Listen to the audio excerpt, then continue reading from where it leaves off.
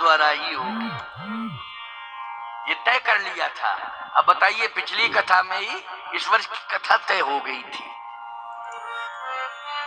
लेकिन शब्द आ गया ना, बार बार आप फरवरी की बात कर रहे थे, लेकिन कोई समय नहीं था।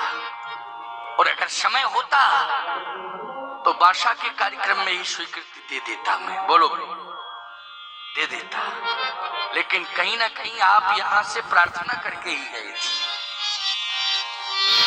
इतने लोगों में कोई भी व्यक्ति ने, भले एक ने ही प्रार्थना क्यों ना की हो, हृदय से प्रार्थना की हो। अब 2-4 ने की, 10-20 ने की, लेकिन एक ने की, लेकिन हृदय से प्रार्थना की। आप प्रार्थना करके गए और लौटे भी तो आपने अपनी बात हनुमान जी को सुनाई, और हनुमान जी ने फिर अपनी गदा चलाई और कहा कि अब पूरा परेड ग्राउंड बबलीगढ़ में बनके तैयार हो गया।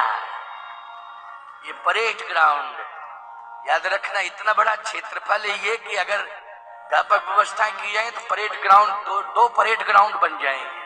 क्यों भाई, इतना बड़ा क्षेत्र ही देख रहे हो आप। मुख्य मार्ग से अंदर आइए तो जगह ही जगह पड़ी है हनुमान जी की, पूरा एक छत्र राज्य है उनका, यहाँ है कि नहीं। इसलिए भैया ये सत्य है कि हनुमान जी ने ही ये कार्य किया है। और जैसे ही मेरे पास एक व्यक्ति की सूचना आई, एक शब्द निकला, मैंने कहा बस। बोले महाराज सुनिए, हम कहने बस हो गया, सुन लिया। और हमने तुरंत जो है यहाँ फोन करवा दिया तत्काल।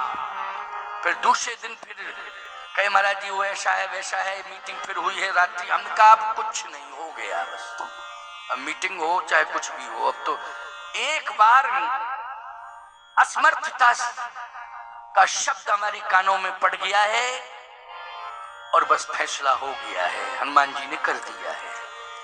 अब फिर दोबारा मीटिंग हुई, कुछ हुआ, क्या हुआ क्या नहीं हुआ, अब नहीं मिलेगा समय। अब तो भविष्य का इंतजार करो, सीधी सी बात। तो ये चमत्कार हुआ है। और अगर उस समय ये सब लोगों की तरफ से नहीं होता तो कार्यक्रम लेने वाले तो सब वेटिंग लिस्ट में चलते रहते हैं ना। वेटिंग लिस्ट में जैसे आप चल रहे थे वैसे ही और लोग भी चल रहे हैं, लेकिन पहला फोन आपके पास आया है। क्यों? हनुमान जी बार बार स्वयं व्यवस्था बना रहे थे और कहीं ना कहीं मुझसे भी मौन होकर के कह रहे थे कि बाबा संसार में कहीं घूम आना, लेकिन बबलीगढ़ तो तुम्हें आना ही पड़ेगा, चाहे यहाँ दुनिया में घूम के, लेकिन यहाँ तो आना पड़ेगा। बाबा की शरण में आ गया हूं कि नहीं आ गया हूं, बोलो।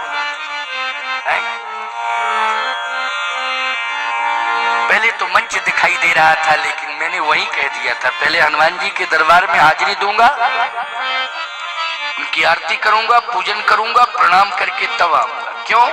कार्यक्रम इनका ही इन्होंने कराया है। तो भैया आप सब अपने को धन्य मानो, अनाथ मत मानना, कभी अनाथ मत मानना। तुम्हारे पास बहुत बड़ा नाथ है। और याद रखना, संपूर्ण नाथों का नाथ बैठा हुआ है। ये विश्वास करना, मेरी बात यकीन करना, पूरा यकीन करना। तो मैं कहना ये चाहता हूं कि ब्रह्मा, विष्णु, महेश और स्वयं भगवान शंकर के 11वें रुद्र में हनुमान जी, सब उन्हीं की आज्ञा से कार्य कर रहे हैं। ये शंकर जी ही बैठे हुए हनुमान बन करके, उन्हीं की आज्ञा से। किसकी आज्ञा से? प्रभु राम की आज्ञा से कार्य कर रहे हैं। अब मनुष्य में कितनी बड़ी ताकत है। हम सब जितने भी यहां बैठे हैं, महाराज मनु की संतान बैठे हैं, महाराज मनु की संतान है हम सब।